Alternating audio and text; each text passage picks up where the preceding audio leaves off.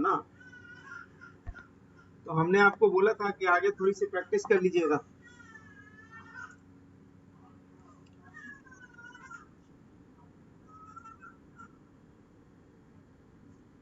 नहीं चले कोई नहीं, थोड़ा सा इसको देख लीजिएगा प्लीज, क्योंकि एग्जाम में आता है।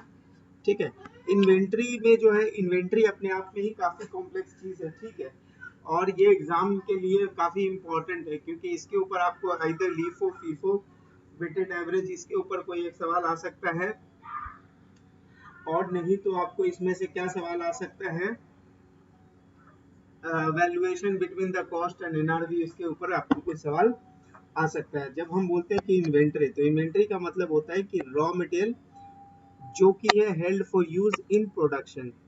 ठीक है, यानी कि वो मैन्युफैक्चरिंग इन्वेंट्री का ग्रुपिंग में फॉल करेगा। वर्क इन प्रोग्रेस है जो कि बोला जाता है कि इन प्रोसेस ऑफ प्रोडक्शन, यानी डब्ल्यूआईपी में क्या होता है, कुछ मटेरियल होते हैं जिनके ऊपर आपने कुछ एफर्ट्स लगाए होते हैं, जो अभी रेडी फॉर सेल नहीं है और अभी वो रॉ मटेरियल के फॉर्म में नहीं है, तो दोनों के बीच में, इसीलिए उसका नाम डब्ल्यूआईपी है, वर्क इन प्रोग्रेस या सेमी फिनिश गुड्स भी कहते हैं। तीसरा है फिनिश गुड, जो कि कंप्लीट हो गया, अब उसको आप बेचोगे। ठीक है, तो ये हो गया जी मैन्युफैक्चरिंग के केस में। अगर आप रिटेल के बिजनेस में हो तो आप अपनी जो इन्वेंट्री खरीद के लाते हो उसको आप हेल्ड फॉर रीसेल वर्ड से नोटिफाई करते हो, आइडेंटिफाई करते हो। ठीक है जी, तो आप मान लो कि आप कपड़े का बिजनेस में हो और गारमेंट मतलब फिनिश मतलब रेडीमेड शर्ट बेचते हो, तो रेडीमेड शर्ट जो खरीद के लाए हो वो आपके लिए इन्वेंट्री बन जाएगी।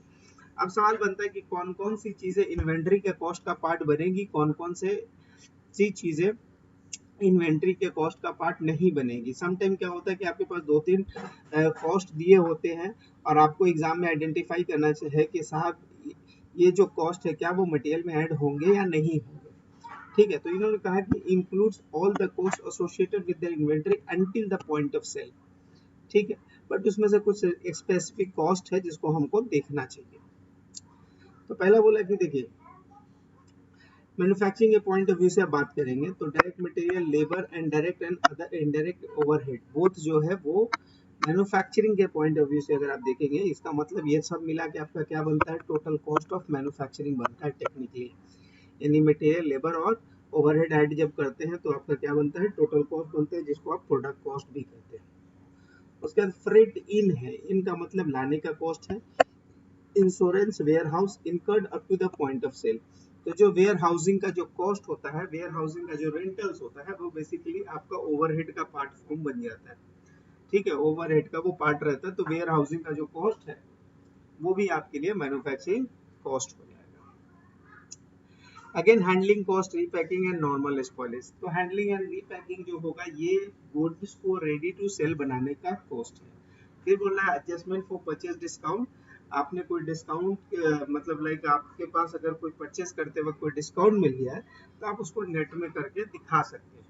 ठीक है, प्रोवाइडेड कि आप उसको पैसे देंगे and you will get the discount. अभी सवाल है कि आपको परचेस करना है 10,000 नेट 30 और 10, तो आप you are entitled to get the 3% discount if you are making your payment within 10 days. इसका मतलब आप अगर अदरवाइज आपको नॉर्मल अगर क्रेडिट टर्म में पैसे देने, इसका मतलब 30 डेज में देने हैं। इसका मतलब ये है कि आप दोनों मेथड्स को यूज कर सकते हो। अगर आपको लगता है कि टाइम में पैसे दे दिए तो आप उसको 970 पे रिकॉर्ड करो, और अगर आपने टाइम के बाद पैसे दिए हैं तो you have to record as 1000 dirham, that's all.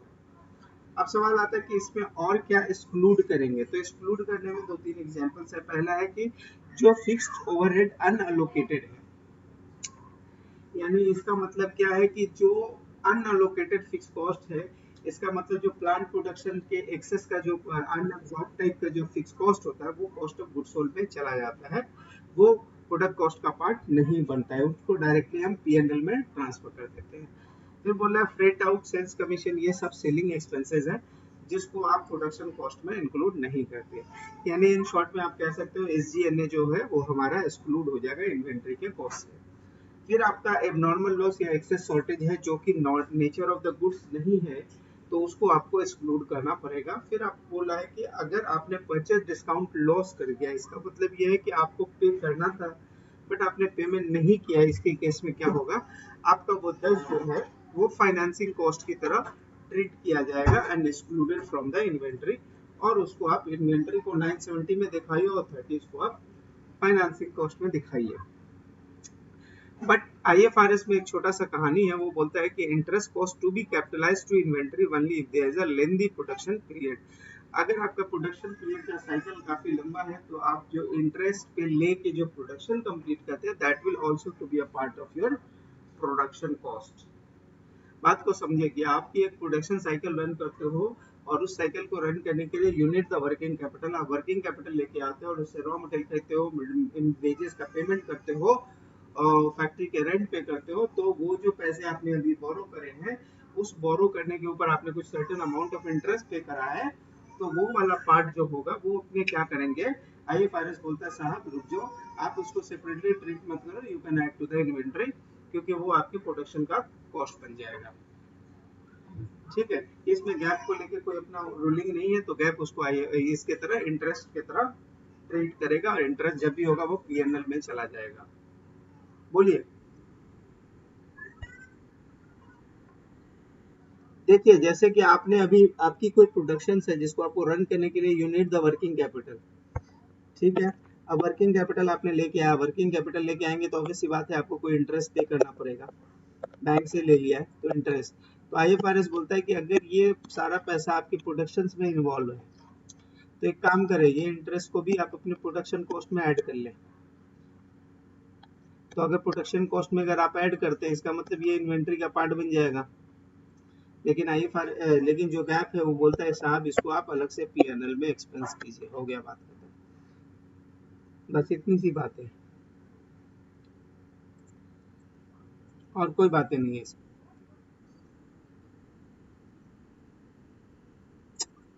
हाँ, देखिए लेंदी प्रोडक्शन पीरियड का मतलब यहाँ पे कोई पीरियड को नोटिफाई नहीं किया है। इसका मतलब ये है कि नॉर्मली जो आपका एक एक होगा, हो सकता है कि आप प्रोडक्शन को डालें और इमीडिएटली आपका प्रोडक्शन कंप्लीट हो गया, तो हो सकता है in that time you may not require the big working capital. जहाँ पे आपको इन्वॉल्व लगेगा, जहाँ पे आपकी प्रोडक्शन साइकिल बड़ी होगी वहीं पे आपको पैसे ज्यादा लगेंगे, वहीं पे आपको फाइनेंसिंग की जरूरत पड़ेगी। अदरवाइज जो भी दूसरा फाइनेंस कॉस्ट आएगा वो आप पीएनएल में चार्ज कर दीजिएगा। ये थोड़ा सा सब्जेक्टेड आइटम है, ये जब तक आपके पास सिचुएशन नहीं आएगी ना आप इसको जस्टिफाई नहीं कर सकते। हाँ, इवन द ऑडिटर और the management, because it's I tell you ना it's a very subjective thing, जब तक कि आपके पास सिचुएशन नहीं आएगा ना मतलब you can't come to the conclusion. But एक अंडरस्टैंडिंग के लिए मैंने बता दिया कि आपके पास जो फंडिंग चाहिए होगी प्रोडक्शन कंप्लीट करने के लिए, तो वो कॉस्ट ऑफ फंडिंग जो है ना वो आप प्रोडक्शन पे चार्ज करो as a as a production cost. ठीक। और अगर गैप में तो एकदम क्लियर है मामला, वो बोलता है साहब आपने पैसे लिए हैं, बोला हाँ, एक काम करो पीएनएल में दिखाओ, खत्म करो बात। ठीक है। आगे देखिए, दो तरह की एक अकाउंट है, दो तरह की इन्वेंटरी सिस्टम होती है, आपने भी सुना होगा पीरियोडिक एंड परपेचुअल।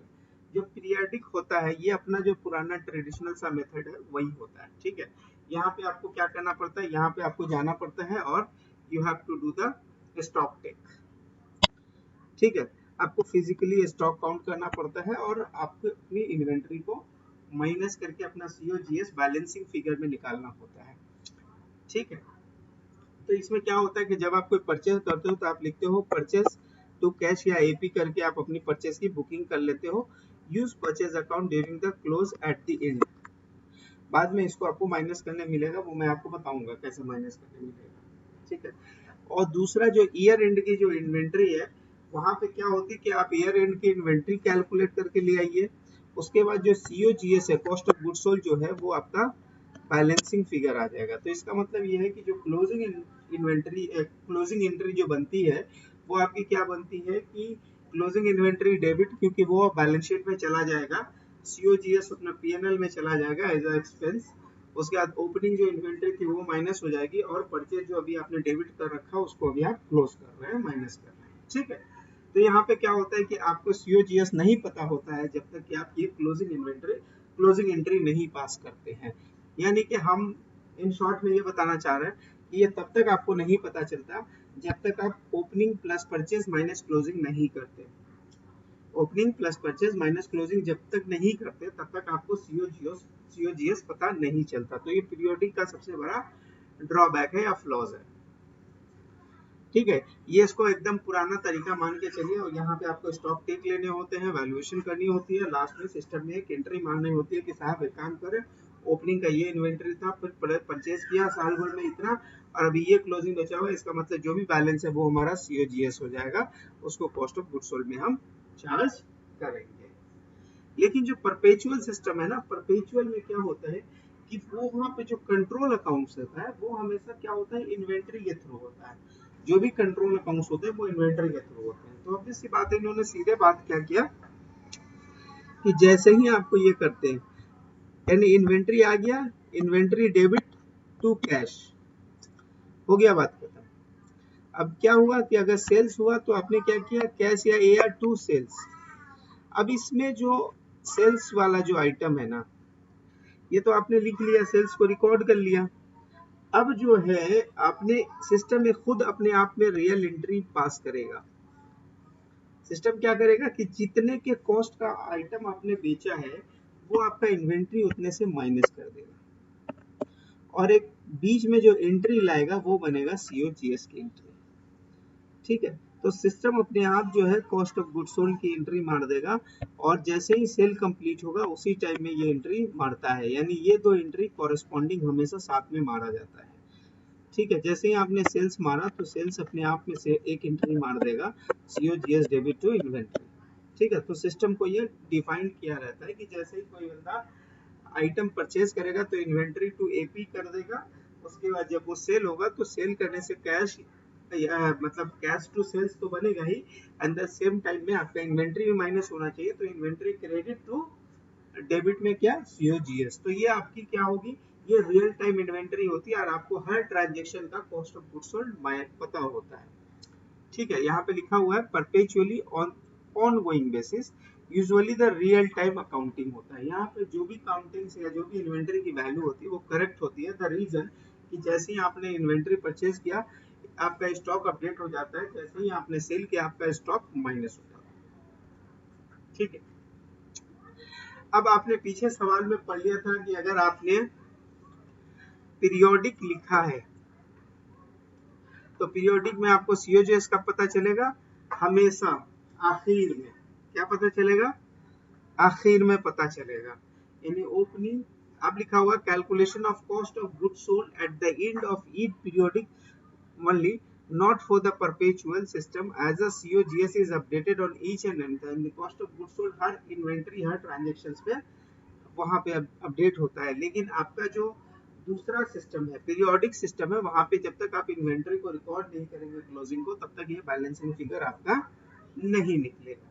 तो उन्होंने बोला कि देखिए आपने क्या किया, आपके पास कुछ इन्वेंट्री थी, आपने गुड्स परचेज किया, तो अब परचेज के अंदर इन्होंने बताया कि साहब आपके पास परचेज जब वर्ड यूज करेंगे उसका मतलब क्या, तो परचेज का मतलब क्या, जो ग्रॉस परचेज है वो, उसमें अगर कोई डिस्काउंट है तो उसको माइनस करेंगे, कुछ रिटर्न है तो उसको माइनस करेंगे, और अगर फ्रेटिन है, फ्रेटिन या insurance paid up to the factory अगर कुछ है तो वो भी आप स्टॉक के ऊपर ऐड कर देंगे, तो वो आपकी क्या हो गई, इन्वेंटरी की वैल्यू हो गई। अब जो चीजें निकल के आई उसको बोलते हैं गुड्स अवेलेबल फॉर सेल, यानी इतना गुड्स तो होना ही चाहिए, इतना गुड्स तो होना ही चाहिए। अब उसके हिस्से में दो पार्टें बनेंगे, एक पार्ट जो इनकम स्टेटमेंट को चला जाएगा, दूसरा पार्ट बैलेंस शीट को जाएगा। बैलेंस शीट को जो आपकी इन्वेंट्री का पार्ट है वो चला जाएगा, ये वाला जो इन्वेंट्री का पार्ट है वो बैलेंस शीट को चला जाएगा, और बाकी जो बैलेंसिंग फिगर बचेगा वो आपका इनकम स्टेटमेंट को चला जाएगा। तो ये हमारा जो मेथड्स ऑफ अकाउंटिंग हुआ वो हमारा क्या हो गया जी, पीरियोडिक हुआ। जब आपने गए स्टॉक टेक लिया, फिर उसके बेसिस पे आपने सारी अकाउंटिंग कंप्लीट करी है। अब सवाल बनता है कि आपका स्टॉक टर्नओवर रेशियो जो है वो कैसे निकाला जाएगा। तो स्टॉक टर्नओवर रेशियो निकालने का फॉर्मूला होता है cost of goods sold divide by average inventory, cost of goods sold divide by average inventory. अब सवाल बनता है कि एवरेज का मतलब क्या होता है, तो एवरेज का मतलब होता है opening plus closing divide by 2। ठीक है, अब बोला जाता है कि नंबर ऑफ डेज में आपका, यानी कि आपका जो आइटम जो सेल होता है, टेक्निकली एक आइटम कितना दिन के अंदर में सेल होता है, तो उसको आपको करना पड़ेगा 365 डिवाइड बाय इन्वेंट्री टर्नओवर, तो इससे ये पता चलेगा कि वो आइटम जो है कितना दिन में टेक्निकली वो हो रहा है, टर्नओवर बन जाता है। अब बोल रहा है कि हायर इन्वेंट्री टर्नओवर। अब सवाल बनता है कि अगर इन्वेंट्री टर्नओवर ज्यादा है, इसका मतलब ये है कि आपका वो गुड्स जो है फास्ट मूविंग है, आपका वो फुल गुड्स फास्ट मूविंग है। इसका मतलब है कि वो कम दिन के अंदर में बिक जाता है। अब एग्जांपल ले लीजिए कि मान लीजिए कि आपका कॉस्ट ऑफ गुड्स सोल्ड है 100, 100 है आपका कॉस्ट ऑफ गुड्स सोल्ड, ठीक है। इसके ऊपर आपकी एवरेज इन्वेंट्री है 200, 20 रुपए की। इसका मतलब इसका टर्नओवर टाइम क्या हुआ, 5। दूसरे एक वेंडर है जिसके पास जो कॉस्ट ऑफ गुड्स सोल्ड है 150, और उसका जो इन्वेंट्री टर्नओवर है वो है साहब, सॉरी, उसके पास जो एवरेज इन्वेंट्री है वो है आपको 40। तो 150 डिवाइड बाय 40 करते हैं तो क्या आता है,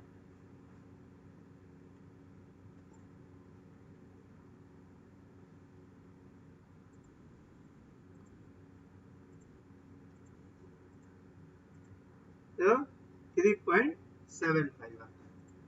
तो 3.75 आया, यहाँ पे कितना आया, 5 आया। अब देखिए इसका मतलब ये है कि ये 5 और ये 3.75। अब ये बोला गया कि जिसका टर्नओवर ज्यादा होगा, इसका मतलब है कि वो फास्ट मूविंग है। अब हम इसको वैलिडेट कैसे करेंगे, तो इसको वैलिडेट करने का तरीका है कि इसको 365 डिवाइड बाई 5 कीजिए, और इधर में आप कीजिए 365 डिवाइड बाई 3.75। दोनों का आंसर बताइएगा, बोले सर। 365 डिवाइड बाई 5 कितना, 73। और इसका बताएं कितना, तो इसका मतलब कि टेक्निकली यहाँ पे सिर्फ 73 दिन में माल बिक जाता है, यानी maximum holding period is how many days, 73। But यहाँ पे आपका होल्डिंग पीरियड कितना होता है, 97। अब इसका मतलब क्या हुआ, इसका मतलब ये है कि साहब आपके पास जो है ना ज्यादातर आइटम नॉन मूविंग है, या आप अपने स्टॉक की क्वांटिटी ज्यादा रखते हो।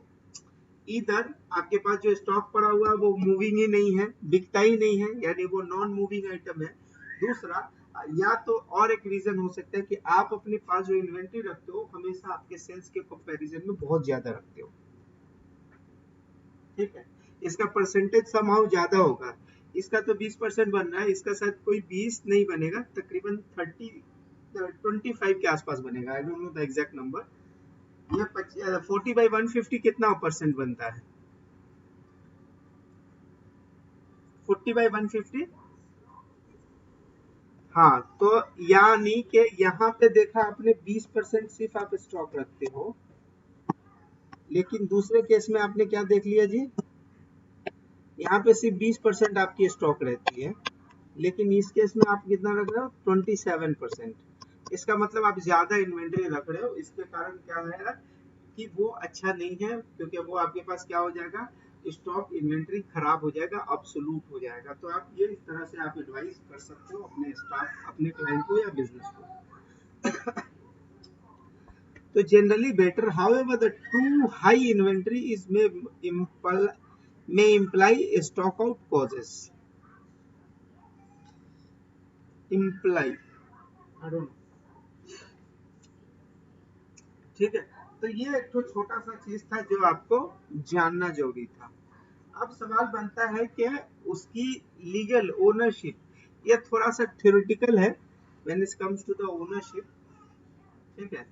और एग्जाम में वैसे कोई सवाल मेरे को दिखा नहीं है, बट फिर भी मैं आपको एक छोटा सा आइडिया देके बता दे रहा हूँ, ठीक है।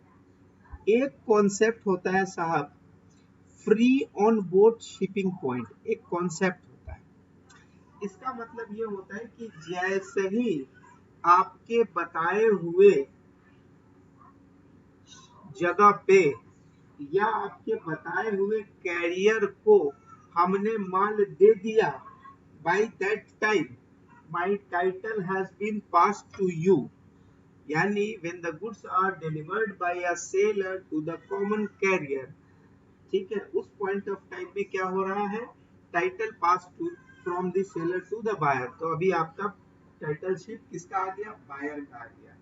अब बोल रहा है टाइटल किसके पास रहेगा, बायर के पास रहेगा, और बायर अपने बुक्स में क्या दिखाएगा, गुड्स इन ट्रांजिट, इन्वेंट्री के टाइम क्या दिखाएगा, गुड्स इन ट्रांजिट। ठीक है। अब दूसरा सवाल होता है कि एक और कंडीशन होता है जिसको बोलते हैं FOB डेस्टिनेशन। अब जैसे अमेजन है, फ्लिपकार्ट है, सूक है, नून है, ये सारे जो कंपनीज होते हैं वो तब तक अपने बुक्स में सेल नहीं कंसीडर करते जब तक कि आपके घर पे पहुंचा के आपको माल डिलीवर नहीं कराते। ठीक है। तो ये बोलता है कि जब goods are received by the buyer, यानी कि डेस्टिनेशन पे रीच हो जाएगा, then only the title will pass from seller to buyer. तो इसका मतलब ये है कि अगर ट्रांजिट में है तो वो इन्वेंट्री किसकी होगी, वो इन्वेंट्री सेलर की रहेगी। If the goods is in transit on certain point of time, तो it will be considered to be the good end of the seller. तो ये एक तो छोटा सा ट्रिकी पार्ट है, क्योंकि एग्जाम में ऐसे सिचुएशन कहीं दे सकता है आपको। अब बोल रहा है कि सेल्स रिटर्न के केस को आप कैसे ट्रीट करोगे। ठीक है, अगर सेल्स रिटर्न रहेगा तो वो किसके इन्वेंट्री में वो आइटम ऐड होना चाहिए या माइनस होना चाहिए। तो इन्होंने बोला कि shipment of non conforming goods, इसका मतलब है कि जो आपने गुड्स बेचा है वो रिजेक्ट हो गया है, title revert from buyer to seller. ठीक है, इसका मतलब होता है कि title rejected with seller while the possession of the buyer is in transit. तो अब वो क्या करेगा, आप अपना सेल्स रिटर्न, यानी सेल्स जो बुक किया था तो सेल्स रिटर्न बुक कर लीजिएगा, और सेम टाइम में आप अपने इन्वेंट्री को बढ़ा दीजिएगा, बट इन्वेंट्री में you have to write a separate line that is called the inventory in transit. ठीक है जी। दूसरा बोल रहा है sales with right to return. तो राइट टू रिटर्न वाला जो कहानी है ना, ये अपने आप में ही एक स्टोरी है, क्योंकि आपने सुना होगा sales with right to return, sales on return basis, आपने किसी न किसी लेवल पे इसकी अकाउंटिंग पढ़ी होगी। ठीक है, इसमें तीन बेसिस ऑफ अकाउंटिंग है, बट मैं आपको जो आसान है वो मैं बता रहा हूँ। तो 3 बेसिस ऑफ अकाउंटिंग है सेल्स ऑन रिटर्न बेसिस की। ठीक है, तो इसमें सबसे पहले क्या होता है कि जब आपने सेल किया और आपने अगर गुड्स को हैंड ओवर कर दिया तो आपने सेल्स बुक कर लिया, लेकिन प्रीवियस एक्सपीरियंस के हिसाब से एक certain provisions of sales return आप सिस्टम में बुक कर सकते हैं। ठीक है। अब बोल रहा है कि title of goods with seller रहेगा unless the amount of return can be reasonably estimated. यानी अगर आपको ये पता हो कि साहब 8 पीस माल रिटर्न आएगा, तो 8 पीस जो है, जो रिटर्न आने वाला वो अब सेलर के पास रहेगा, बाकी 2 पीस का आप बायर के अकाउंट्स में डाल सकते हैं। Otherwise in all the cases the sellers के पास वो उसकी टाइटल रहेगी, यानी seller has to record in his books the inventory. ठीक है। अब सवाल आता है कि कंसाइनी एंड कंसाइनमेंट, इसके ऊपर भी एग्जाम में सवाल आता है। अब कंसाइनमेंट बेसिस होता क्या है कि कंसाइनमेंट बेसिस ऐसे काम करता है कि एक प्रिंसिपल होता है, अब वो हर जगह जाकर तो अपना शॉप नहीं खोल सकता, तो वो किसी डिस्ट्रीब्यूटर या किसी एजेंट को तलाशता है और उसको बोलता है एक काम करो, तुम मेरा सामान बेचो और हम तुमको सर्टेन परसेंटेज ऑफ कमीशन देंगे। अब इसमें कमीशन भी 2 तरह की होती है, एक होती है जनरल कमीशन, दूसरा होता है डेल क्रेडर कमीशन। तो जो जनरल कमीशन है उस सिचुएशन में अगर कोई क्रेडिट सेल हुआ और अगर वो क्रेडिट सेल में कोई बैड डेट हुआ, then consignor has to bear the expenses. और अगर डेल क्रेड कमीशन है, डेल क्रेडर कमीशन है, ये एक एडिशनल पे आउट होता है to the consignor, consignee from the consignor, where consignee agrees that if any loss will happen due to the bad debt, the loss will be assigned to me. I will bear the loss. ठीक है, तो ये छोटा सा difference था। तो अब क्या होता है कि जब तक गुड्स थर्ड पार्टी यानी एंड कंज्यूमर तक नहीं बिके, तब तक के उस गुड्स का टाइटलशिप यानी ओनरशिप जो होगा वो कंसाइनर के पास रहेगा। क्लियर? तो इन्होंने बोला कि देखिए, is to agent consignee to hold and sell the goods on behalf of consignor. So this situation is called the consignment. The title remains with the consignor until the goods are sold by the consignee. Thus the title pass directly to the third party at the end of the sale. जब cell हो जाएगा तो third party को चला जाएगा। अब आता है कि कॉस्ट क्या क्या चीज कौन इनकर करेगा। इन्होंने बोला cost incurred by the consignee in transferring goods to the consignee considered inventory cost include freight on shipment to consignee out of sale वाला नहीं, उसके बाद in transit insurance, fair housing cost, advertisement, जो भी कंसाइनर खर्चा करेगा ना goods को अवेलेबल कराने के लिए सेल तक का, वो सारा का सारा कॉस्ट कंसाइनर अपने बुक्स में रिकॉर्ड करेगा और ये सारा कॉस्ट उसका कंसीडर किया जाएगा। कंसाइनी के बुक में क्या होगा, बोला inventory is never owned by consignee, यानी इन्वेंट्री हमेशा का हमेशा कंसाइनर का रहेगा। ठीक है, who has possess the goods but no ownership, यानी उसका टाइटल तो नहीं होता।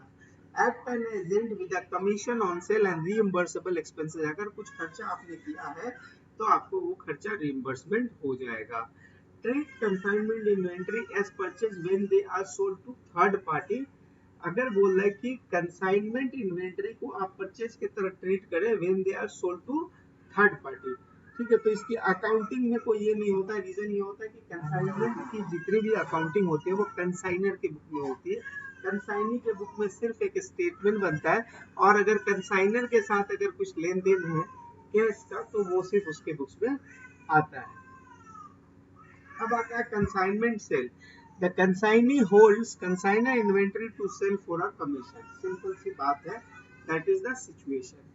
अब सवाल आता है कि इन्वेंट्री के वैल्यूएशन की बात करते हैं। तो बोला गया कि इन्वेंट्री कॉस्ट मेथड में बोला गया कि इन्वेंट्री में आपने चेक करना है क्या, लोअर ऑफ कॉस्ट और market value. When we say the market value we are actually talking about the net realisable value.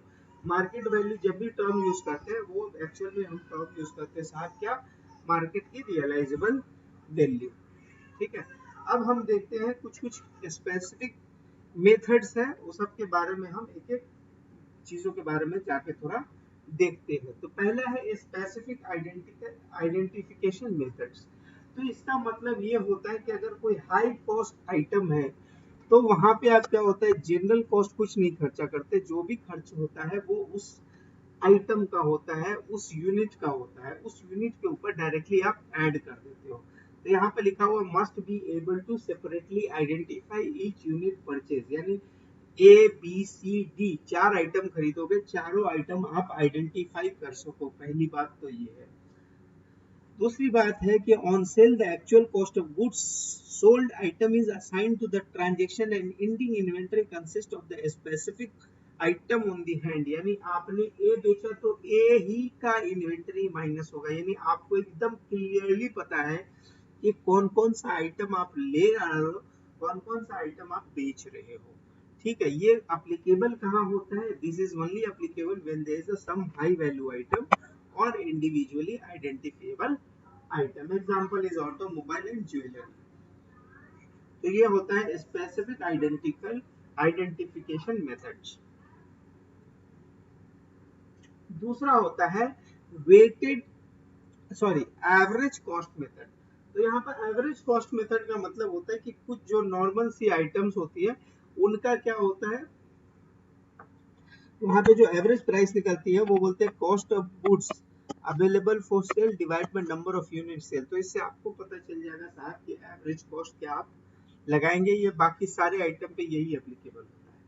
या तो ये under perpetual use the moving average, moving average का मतलब वेटेड एवरेज की तरह काम करता है, that is called the moving average. ठीक है, तो ये परपेचुअल मेथड्स में। और पीरियडिक मेथड्स में जितना आपके पास गुड्स अवेलेबल रहेगा, इसकी दो मेथड से आपको अकाउंटिंग करनी होती है, पहला पीरियोडिक मेथड से, दूसरी परपेचुअल से। तो पीरियोडिक मेथड में क्या होता है, वेटेड एवरेज प्राइस अगर आपको निकालने दे दिया तो आपने क्या करना है, cost of goods available for sale divide by number of unit of sale, तो इससे आपको कॉस्ट पता चल जाएगा।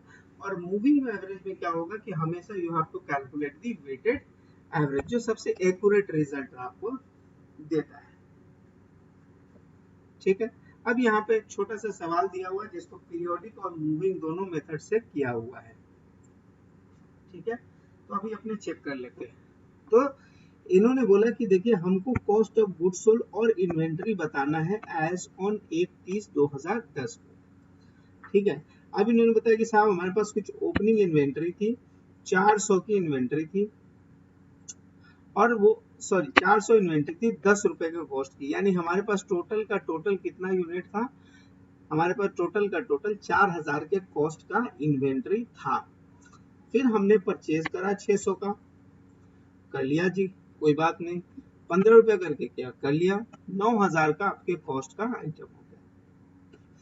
अब सवाल बनता है कि आपके पास अवेलेबल आइटम अब कितने हो गए, 1000 हो गए। फिर तीसरा बोलता है कि साहब फिर आपने कुछ काम किया कि 800 यूनिट सेल कर दिया, तो 800 यूनिट आप सेल तो कर दिए, ठीक है। अभी हम नॉर्मल आपको वेटेड एवरेज सिखा रहे हैं, अभी लीफो फीफो पे हम आएंगे। 800 यूनिट आपने सेल कर लिया, क्लियर। अब उसकी प्राइस हमें पता नहीं है, वो प्राइस भी हम डिटरमाइन करेंगे। तो ये प्राइस डिटरमाइन करने के लिए हम क्या करेंगे, हम एक काम करेंगे, क्या कि हमको ये 800 यूनिट बेचना है। तो चूंकि हम कौन सा मेथड यूज कर रहे हैं, पीरियोडिक मेथड यूज कर रहे हैं, तो जितना आइटम हम बाई करेंगे सबसे पहले उसका हम हिसाब कर लेते हैं। तो टोटल हमने बाई किया 500, 400 था, 600 बाई किया और 500 बाई किया, यानी टोटल हमने बाई किया कितना, 1500 यूनिट बाई किया। और 1500 यूनिट का जो हमारा कॉस्ट है 4000, 9000 एंड 10000, तो 4 9 13 और 10 23, तो 23000 हमारा कॉस्ट आइटम हुआ। तो 23000 डिवाइड बाई 1500 कीजिएगा तो 15.53 हमारा पर यूनिट का कॉस्ट निकल आया। ये हम कौन सा मेथड यूज कर रहे हैं, पीरियोडिक मेथड यूज कर रहे हैं,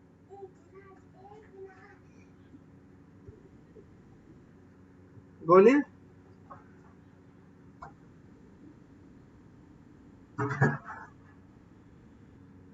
देखिए हमने आपको बोल दिया कि हम अभी लीफो फीफो पे नहीं है, हम अभी जनरल बातें कर रहे हैं कि आप अगर पीरियोडिक मेंटेन कर रहे हैं तो क्या होगा। देखिए अभी आपके पास मान लीजिए कि आपका जो स्टाफ है वो इतना, क्लर्क जो है वो इतना जानकार नहीं है, तो वो क्या करेगा, वो बोलेगा अच्छा एक बार 400 था, 600 आया और 500 आया, टोटल इतने का माल आया, इसमें से 800 का बिका, ठीक है, एवरेजिंग करके 800 के कॉस्ट असाइन कर दो, खत्म हो गया, बात खत्म।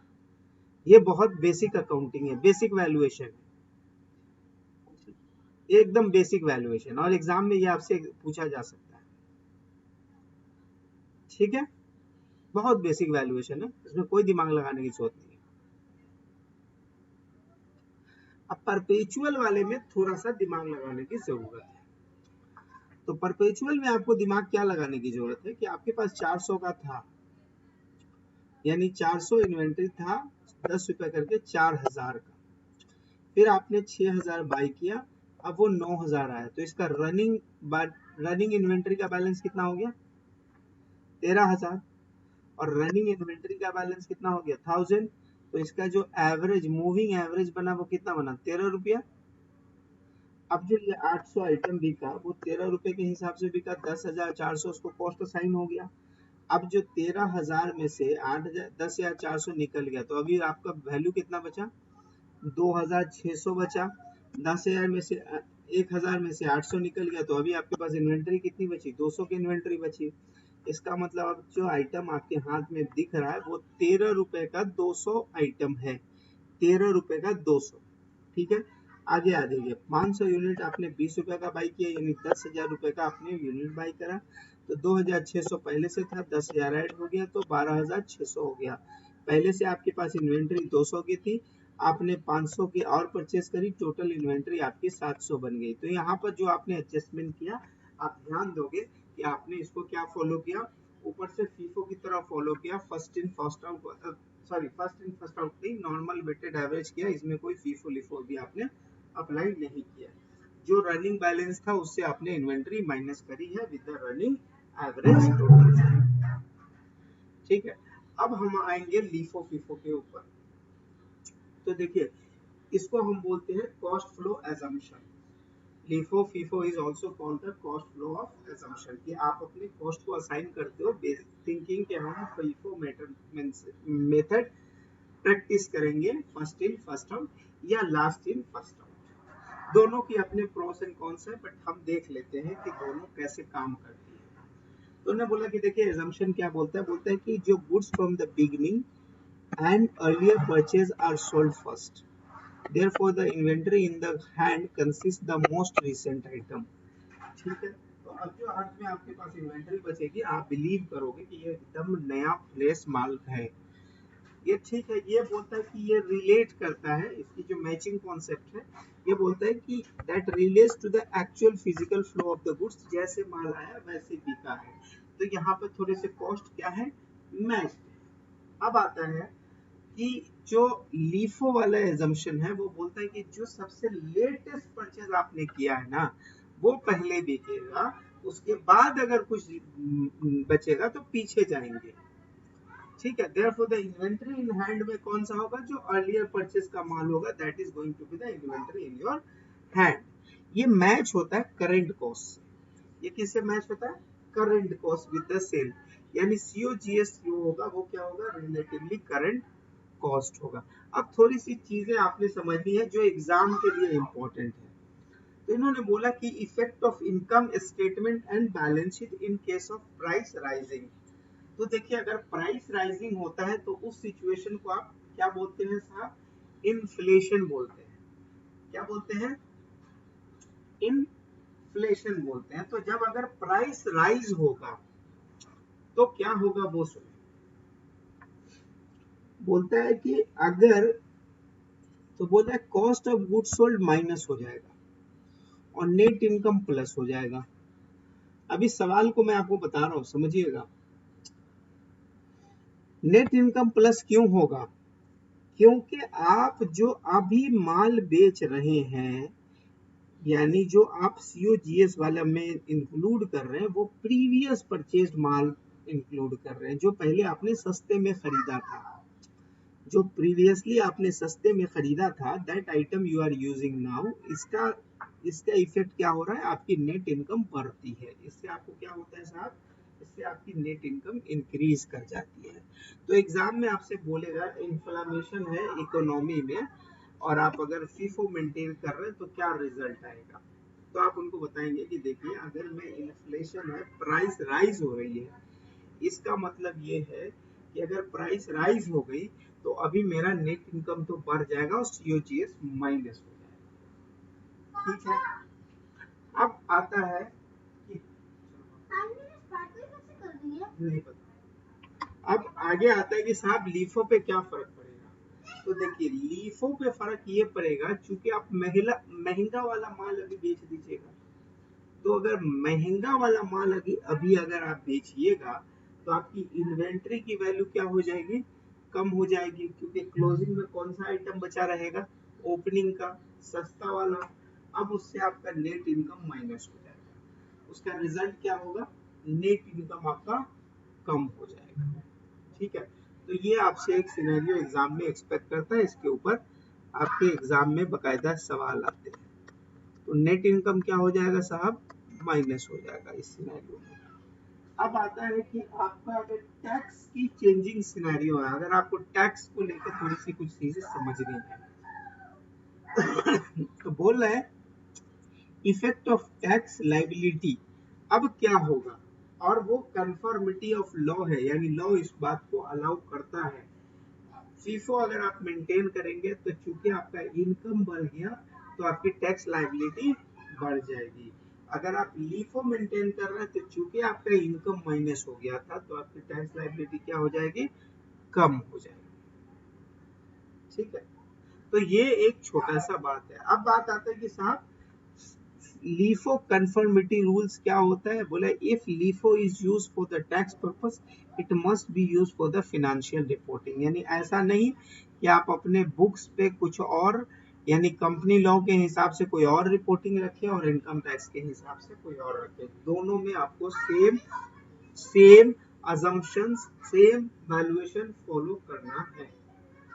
LIFO reserve, when the company uses the LIFO for external reporting but another method for internal purpose, LIFO reserve account is used as a contra to inventory to reduce the inventory from internal valuation to LIFO valuation। इसका मतलब ये हो रहा है कि अगर आप deviate कर गए, मान लो आप LIFO मेंटेन कर रहे थे लेकिन दूसरे रिपोर्टिंग के लिए आप LIFO मेंटेन करेंगे, तो आपको एक नॉर्मल बीच में एक कॉन्ट्रा अकाउंट बना के रखना पड़ेगा जहां पे आपके प्लस माइनस दोनों आएंगे। बट ये एग्जाम के लिए इम्पोर्टेंट नहीं है, ये सिर्फ नॉलेज के लिए जरूरी है। एग्जाम के लिए इम्पोर्टेंट ये वाली लाइन है, इसके ऊपर आपको MCQ हो सकता है।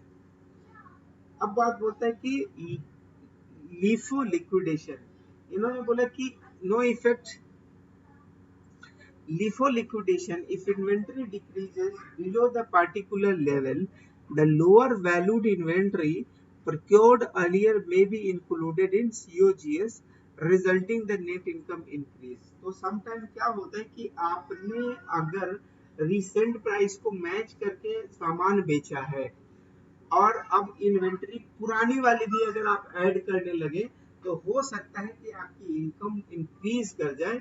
रीजन कि आपका अभी तो महंगा आइटम है, पहले वाला आपका सस्ता आइटम था, तो दोनों को ऐड करने से आपकी प्राइस एवरेज हो जाती है। ठीक है, तो उस सिचुएशन में आपकी इनकम बढ़ सकती है। तो इसके ऊपर भी एक MCQ आप एक्सपेक्ट कर सकते हैं। अब बोला पीरियोडिक एंड परपेचुअल में क्या फर्क पड़ेगा, तो इन्होंने बोला कि रिजल्ट यहाँ पे सेम होगा, यहाँ पे यानी FIFO पे आपका रिजल्ट सेम होगा, क्योंकि इसको जो आपकी FIFO मेथड्स है इसको फर्क नहीं पड़ता कि आप कौन सा मेथड यूज करते हैं, परपेचुअल या पीरियोडिक। बट LIFO में ये रिजल्ट वेरी करेंगे।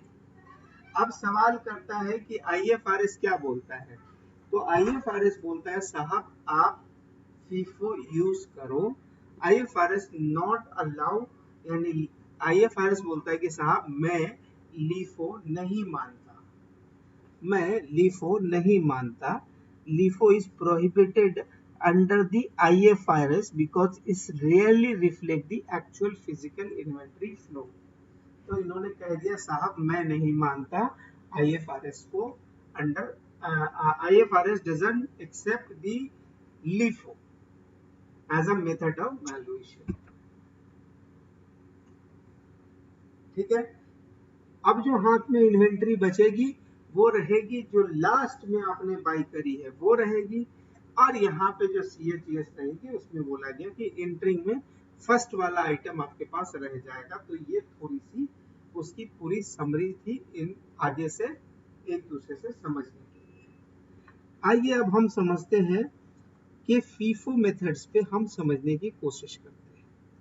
तो बोला कि आपके पास 800 यूनिट है अर्लीस्ट परचेज से, पुराना परचेज से आपके पास 800 है और आप FIFO मेंटेन कर रहे हो, तो 1 तारीख का और 2 तारीख का दोनों का रेट जो है आपको, एक का 10 रुपए का रेट है, एक का 15 रुपए का रेट है। तो अगर आपको 800 यूनिट, अगर पीछे का सवाल अगर आप याद करें तो उसमें क्या लिखा हुआ था, वो सवाल अगर आपके पास अगर याद है तो ठीक है, नहीं तो मैं आपको बता दे रहा हूँ।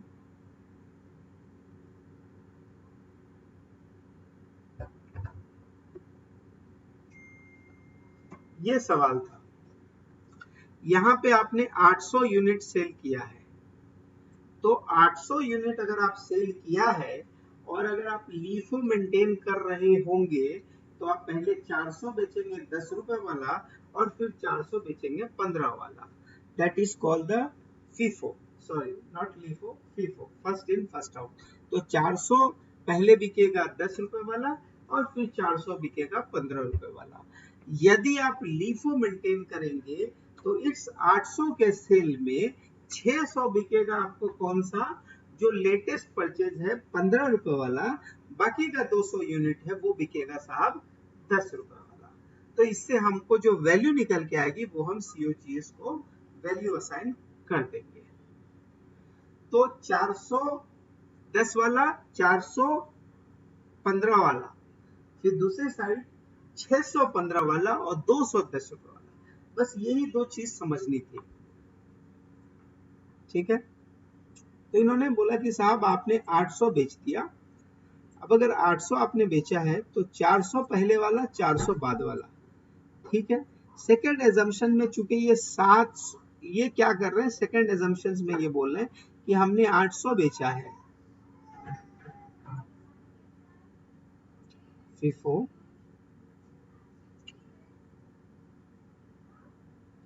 हाँ, सेकंड एजम्पशन यहाँ से स्टार्ट होता है। तो सेकंड एजम्पशन में इन्होंने बोला कि साहब हमने क्या किया कि हमने 600 यूनिट 15 वाला बेच दिया, बाकी का 200 यूनिट हमने 10 वाला बेच दिया। तो इससे मतलब ये पता चला कि साहब 11,000 रुपया COGS आएगा अंडर LIFO, 11,000 आ जाएगा अंडर LIFO। तो ये दो चीजें सिर्फ आपने समझनी होती है क्योंकि ये सबसे इम्पोर्टेंट पार्ट है। ठीक है, और बाकी का जो है, अब मैं एक छोटा सा 2-3 एग्जांपल्स आपको दूंगा। कल एक बार चक्कर लगा लीजिएगा, एक बार करके रखिएगा क्योंकि कल ही हम लोग का क्लास है।